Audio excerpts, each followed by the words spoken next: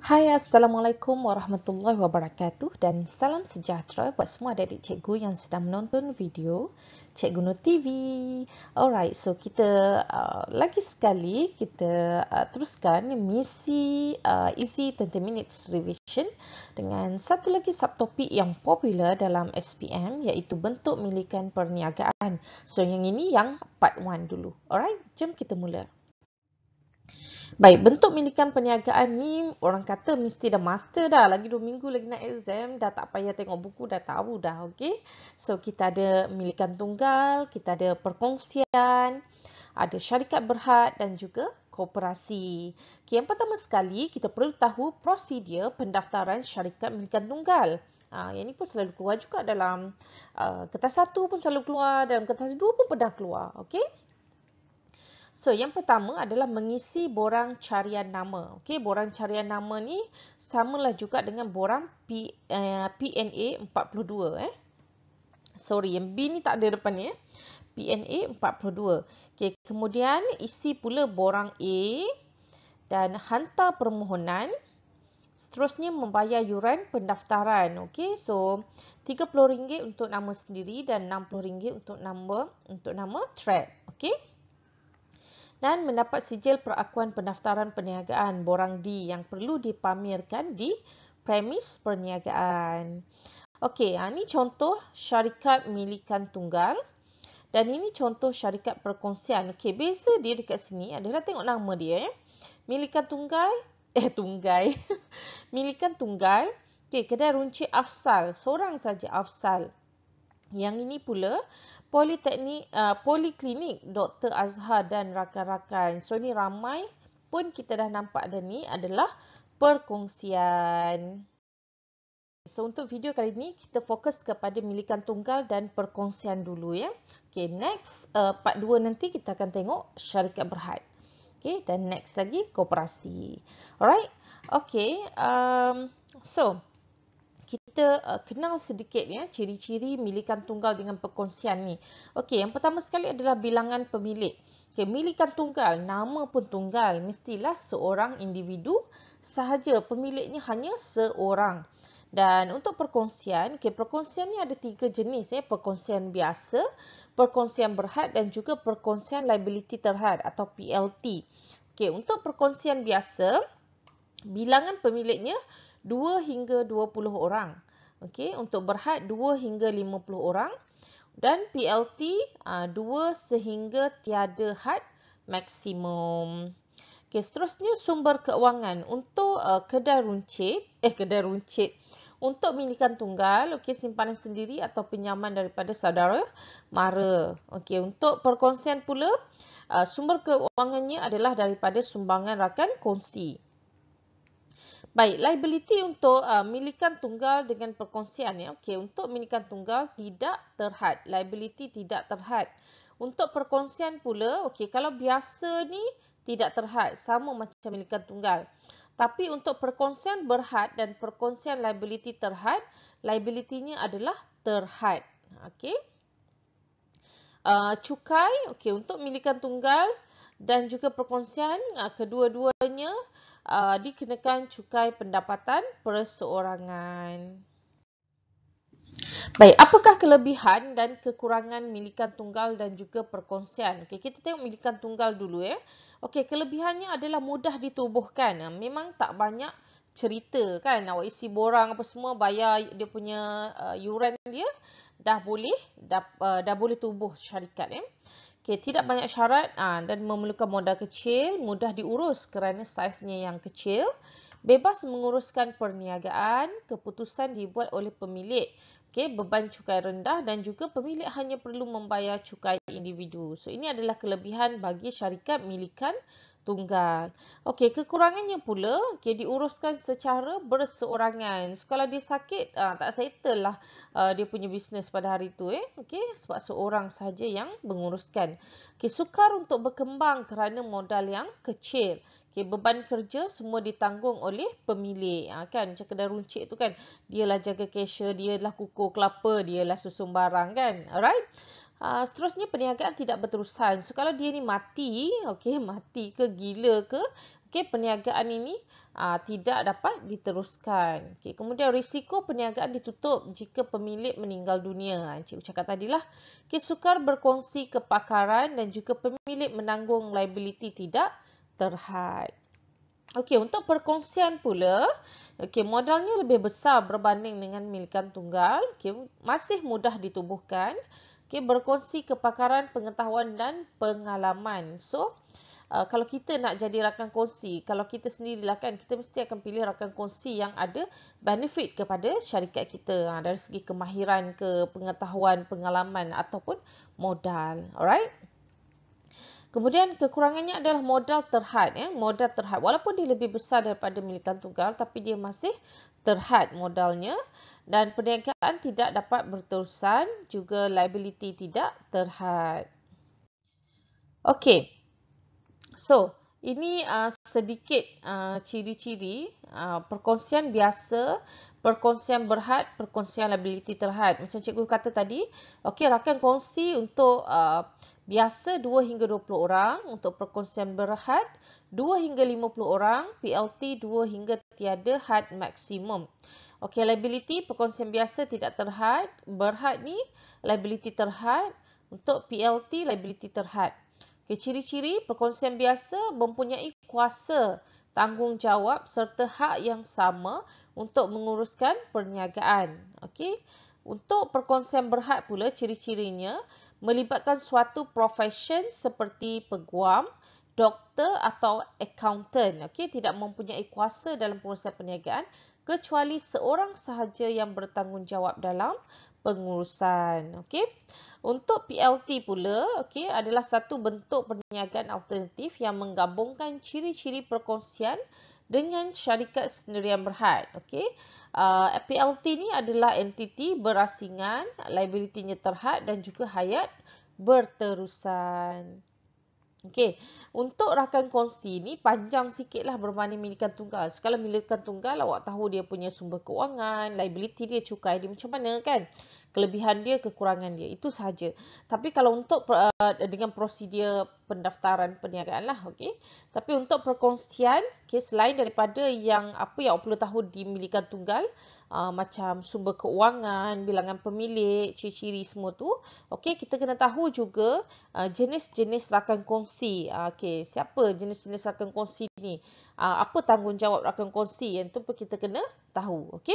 Alright, so yang ni teknik untuk mengingat jenis rakan kongsi ni, cikgu pernah buat video tentang teknik ni, iaitu teknik Nabil. Okey, teknik Nabil. Okey, apakah Nabil ini?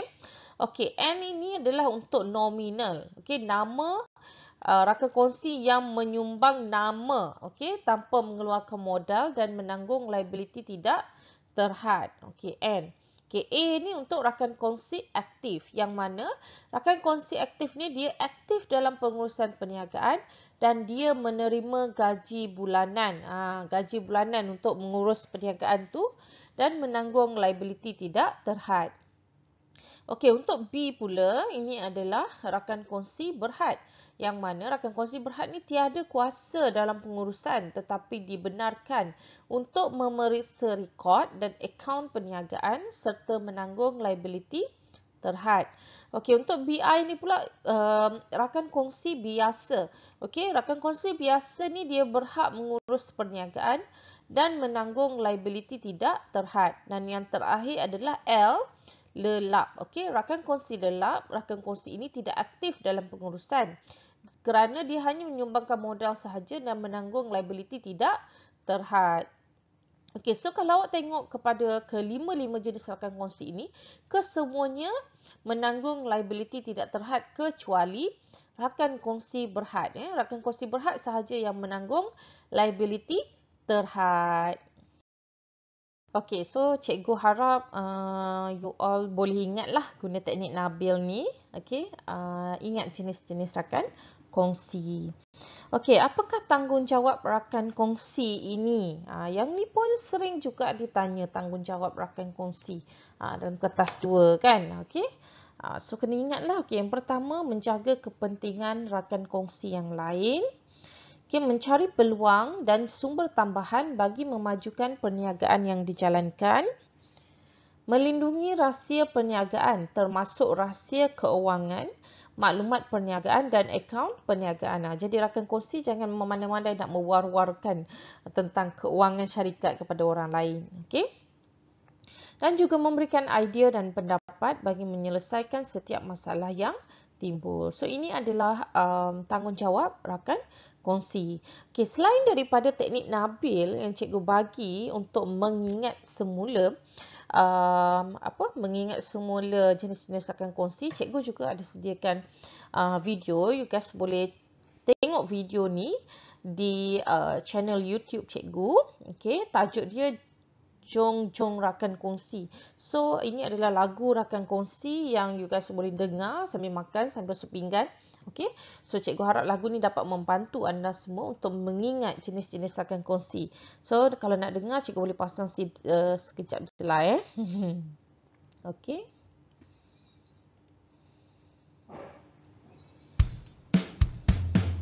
Jom kenal rakan kongsi. Jom kenal rakan kongsi. Jom kenal rakan kongsi. Kalau tidak kenal, kena tipu nanti. Ada 5 jenis rakan kongsi niaga, wajib kita tahu tentang liabilitinya. Rakan kongsi berhad, rakan kongsi lelap, rakan kongsi biasa, aktif dan nominal. Okay, so lagu ni pun you guys boleh scroll cikgu punya video. Ada dah video lagu ni yang cikgu dah upload. Lama dah cikgu upload. So boleh tengok balik. Alright. Okay, seterusnya kita tengok pula kepada contoh soalan yang mungkin sering ditanya. Okay, untuk milikan tunggal dan perkongsian ini. Okay, yang pertama. Okay, perniagaan milikan tunggal sering menjadi pilihan kepada para peniaga di Malaysia disebabkan oleh ciri berikut, iaitu A. Liability tidak terhad, B. Mudah mendapatkan keuntungan, C. Mudah dikembangkan, D. Mudah ditubuhkan. Okey, kalau soalan dia kata yang sering menjadi pilihan. Kalau sering menjadi pilihan, mestilah kita cerita tentang kebaikan dia. Okey, so kita tengok. Liability tidak terhad. Adakah ini satu kelebihan? Okay, liability tidak terhad ni bukan kelebihan. Dia adalah satu kekurangan. Okay, so liability tidak terhad ni untuk siapa yang masih belum faham lagi tentang liability ni. Liability ni adalah hutang. Okay, so kalau liability tidak terhad, sekiranya macam awak buat pinjaman bank. Contohnya awak buat pinjaman bank. And then tiba-tiba awak punya perniagaan bankrupt. Okay, perniagaan bankrupt. Bank dia bukan sahaja boleh menggunakan harta syarikat untuk membayar hutang tersebut. Sekiranya kalau dah jual semua harta syarikat dia dah ambil pun tidak mampu untuk membayar hutang bank contohnya. Okey, harta peribadi pemilik perniagaan tersebut juga boleh diambil. Bank boleh ambil. So itu nama dia liability tidak terhad. Tapi kalau liability terhad, dia hanya terhad kepada syarikat saja, perniagaan saja. Harta peribadi tidak akan diusik, tidak akan digunakan untuk membayar hutang dan sebagainya. Alright, so itu adalah liability tidak terhad ni adalah satu kekurangan. Okay, mudah mendapatkan keuntungan. Okey, syarikat milikan tunggal ni bila kita cakap tentang keuntungan, dia antara yang paling rendah lah keuntungan sebenarnya, sebab dia syarikat yang kecil saja kan. Okey, mudah dikembangkan. Okey, kita tahu syarikat milikan tunggal ni modal dia terhad. Okey, sumber kewangan dia pun daripada saudara mara, daripada dia punya simpanan sendiri.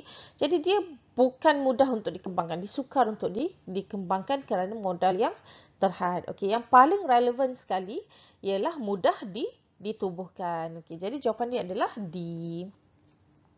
Okey, seterusnya kelebihan perkongsian berbanding milikan tunggal ialah kelebihan perkongsian berbanding milikan tunggal ialah A. Cukai pendapatan individu, B. Liability terhad, C. mudah ditubuhkan, diperkongsi kepakaran. Okey. So kalau perkongsian, soalan dia kata perkongsian sahaja. Dia tak cakap apa dia tu PLT ke apa kan. Okey, so kita boleh katakan perkongsian yang ditanya ni adalah perkongsian biasa Okey, dia kata berbanding milikan tunggal. Okey, A, cukai pendapatan individu. Adakah ini kelebihan perkongsian berbanding milikan tunggal? Tidak sebab kedua-duanya pun dikenakan cukai pendapatan individu. Okey, B, liability terhad. Ini pun bukan kelebihan. Sebab apa? Liability terhad ni memang kelebihan, tapi untuk perkongsian dan milikan tunggal, kedua-duanya liability tidak terhad. Jadi yang B ni jawapan dia salah. Okey, dia punya pilihan ni adalah salah untuk perkongsian dan milikan tunggal. Okey, C, mudah ditubuhkan. Ini pun bukan kelebihan perkongsian berbanding milikan tunggal. Sebab kedua-duanya pun mudah untuk ditubuhkan. Okey, yang paling berbeza yang menunjukkan kelebihan perkongsian berbanding milikan tunggal ialah berkongsi kepakaran. Sebab perkongsian sahaja boleh berkongsi kepakaran. Milikan tunggal dia nak kongsi dengan siapa? Sebab pemiliknya hanya seorang sahaja. Okey, jadi jawapannya adalah D. Okey, seterusnya gambar menunjukkan suatu perniagaan. Okay, kedai runcit Afina. So, seorang. Daripada gambar ni sahaja kita tahu ini adalah milikan tunggal. Okay, soalannya, antara berikut yang manakah menerangkan ciri-ciri perniagaan di atas? Okay, 1. Liability terhad. 2. Mudah ditubuhkan. 3. Cukai rendah. 4. Menikmati ekonomi bidangan. Okey, rasanya sangat kita boleh tahu terus jawapan dia apa kan. Okey, milikan tunggal liability tidak terhad. So nombor 1 kita memang dah dismiss dia. Okey, so A dengan B bukan pilihan. So sekarang kita tengok C dengan D. Antara 2 dan 4. Okey, 3 ni memang dua-dua pilihan dah ada. Cukai rendah, betul cukai rendah Okey, antara 2 dan 3. 2, mudah ditubuhkan. Betul ke milikan tunggal ini mudah ditubuhkan? Ya, ia mudah ditubuhkan. Yang 4 ni, menikmati ekonomi bidangan. Okey, ekonomi di bidangan, milikan tunggal tidak dapat menikmati ekonomi bidangan. Okey, untuk yang masih lagi belum faham apakah menikmati ekonomi bidangan ini, okey, sekiranya syarikat besar dia membuat mass production, pengeluaran secara besar-besaran. Jadi dia memerlukan bahan mentah pun secara besar-besaran. So bila kita beli bahan mentah dengan kuantiti yang banyak, kita akan dapat harga yang lebih murah berbanding syarikat milikan tunggal yang beli dengan kuantiti yang sedikit dan harganya lebih tinggi berbanding syarikat besar. Okay, so syarikat besar tu dapat harga lebih murah tu, itulah menikmati ekonomi bidangan. Jadi jawapan dia apa? Jawapan dia adalah 2 dan jawapan dia adalah 3 dan 4. Okey, nombor 4 ni salah. 2 dan 3. Okey, C 2 dan 3. Alright. Okey, soalan seterusnya. Penyataan manakah yang berkaitan dengan perniagaan perkongsian? Okey, A, dikenakan cukai pendapatan syarikat. B, diuruskan oleh rakan kongsi lelap. C, modal hasil daripada penjualan saham. D, rakan kongsi menyumbang ikut kadar dipersetujui. Okey, yang ini yang mana jawapan dia? Okey, jawapan dia adalah D, rakan kongsi menyumbang ikut kadar dipersetujui. Okey, sebab yang A ni dia kena cukai pendapatan individu. Okey, yang B ni rakan kongsi lelap memang tak menguruskan perniagaan Okey, C, modal daripada penjualan saham. Ni salah Okey. Soalan seterusnya, maklumat berikut menunjukkan sebuah perkongsian. Okey, Farah hanya menyumbang modal tetapi tidak aktif menguruskan syarikat.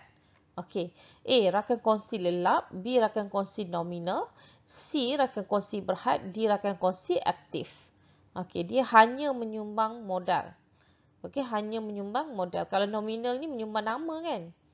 Okey. Jadi yang mana satu? Jawapan dia adalah A, hanya menyumbang modal, iaitu rakan kongsi lelap.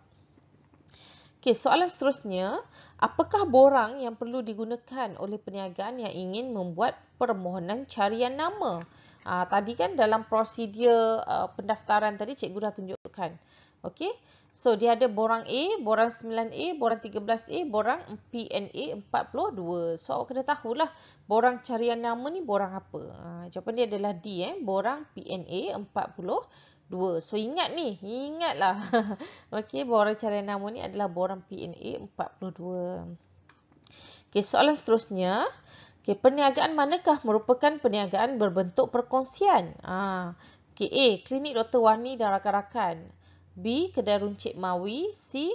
Kurier Razak Sdn Bhd di Koperasi Guru Timur. Kalau kita tengok sini, dah jelas-jelas dah jawapan dia adalah A.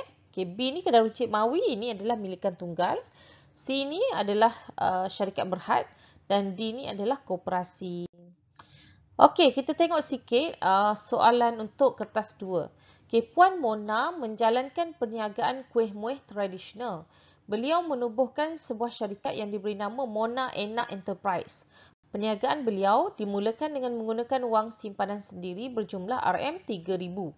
Dengan usaha yang gigih, perniagaan Puan Mona berkembang maju sehingga menarik minat Encik Anwar untuk menjadi rakan kongsi. Namun, hasrat Encik Anwar tersebut telah ditolak oleh Puan Mona. Berikan komen mengapakah Puan Mona menolak rancangan Encik Anwar. 7 markah. Kalau kita tengok dekat sini, Puan Mona ni menjalankan perniagaan milikan tunggal. Okey, so Encik Anwar ni, dia nampak Puan Mona ni berkembang maju, dia nak jadi rakan kongsi. Jadinya, Puan Mona ni menolak apa? Dia menolak syarikatnya milikan tunggal bertukar menjadi rakan kongsi. So, kalau ditanya mengapakah Puan Mona menolak cadangan, maksudnya Puan Mona ni menolak rakan kongsi. Jadi, anda boleh jawab sama ada nak ceritakan kehebatan atau kelebihan milikan tunggal, ataupun boleh juga jawab dengan cara menceritakan kekurangan perkongsian. Mana-mana pun boleh. Okay, so yang ni cikgu letak kelebihan. Okay, so Puan Mona menolak cadangan Encik Anwar kerana perniagaan milikan tunggal mudah diurus kerana tidak melibatkan pelbagai peringkat hierarki organisasi. Okay, saiz perniagaan yang kecil dan mudah diurus kerana seorang individu sahaja. Bilangan pekerja yang tidak ramai dapat mengurangkan kos operasi perniagaan. Bebas menguruskan perniagaan mengikut acuan sendiri tanpa perlu persetujuan pihak lain. Okey, keuntungan adalah milik sendiri sepenuhnya dan tidak perlu dibahagi-bahagikan dengan orang lain. Okey, tidak dipengaruhi oleh pihak ketiga kerana pemilik berkuasa penuh terhadap perniagaannya sendiri. Okey, dapat membuat keputusan dengan segera tanpa menunggu perbincangan dengan pihak lain. So 7 markah, so bagilah 7 huraian. Okey. So selain daripada jawab kelebihan milikan tunggal ni, boleh juga jawab kekurangan rakan kongsi. Okey, mana-mana pun boleh. Okey, seterusnya maklumat berikut berkaitan restoran Anjong Klasik. Okey, mempunyai 2 orang tukang masak dan 3 orang pelayan restoran. Diuruskan oleh pemilik restoran iaitu Puan Raisha. Okey, nyatakan jenis milikan perniagaan restoran Anjong Klasik. Okey, 1 markah. Kalau kita tengok dia punya bilangan pekerja ada berapa orang? Dia 5 orang je kan. Kan? So dia dan pemiliknya ya dimiliki oleh Puan Raisha, seorang saja. Jadi jelas, okey, restoran Anjong Klasik ni adalah milikan tunggal. Jadi jawab je lah. Okey, jawab je lah. Jenis milikan perniagaan restoran Anjong Klasik ialah milikan tunggal. 1 markah saja. Okey. Yang B, apakah kelebihan dan kekurangan jenis milikan perniagaan tersebut? So, yang ini mestilah berkait dengan jawapan A tadi. A tadi milikan tunggal. Jadi, yang B ni jawablah kelebihan dan kekurangan milikan tunggal ialah. Okey. So, kena tulis macam ni. Ini soalan berkait. Okey. So, dia punya kepala ayat tu mestilah mengaitkan dengan jawapan yang A tu. Okey. So, yang ni kena hati-hati. Okay, so kelebihan dia apa? Mudah ditubuhkan, bebas menguruskan perniagaan, beban cukai yang rendah, tidak banyak syarat dan hanya memerlukan modal kecil. Okay, mudah diuruskan kerana saiznya kecil, pemilik hanya perlu membayar cukai individu. Okay, kekurangan, diuruskan secara berseorangan, sukar untuk berkembang kerana modal kecil, beban kerja semua ditanggung oleh pemilik, perniagaan tidak berterusan, risiko perniagaan ditutup jika pemilik meninggal dunia, sukar berkongsi kepakaran dan juga pemilik menanggung liability tidak terhad.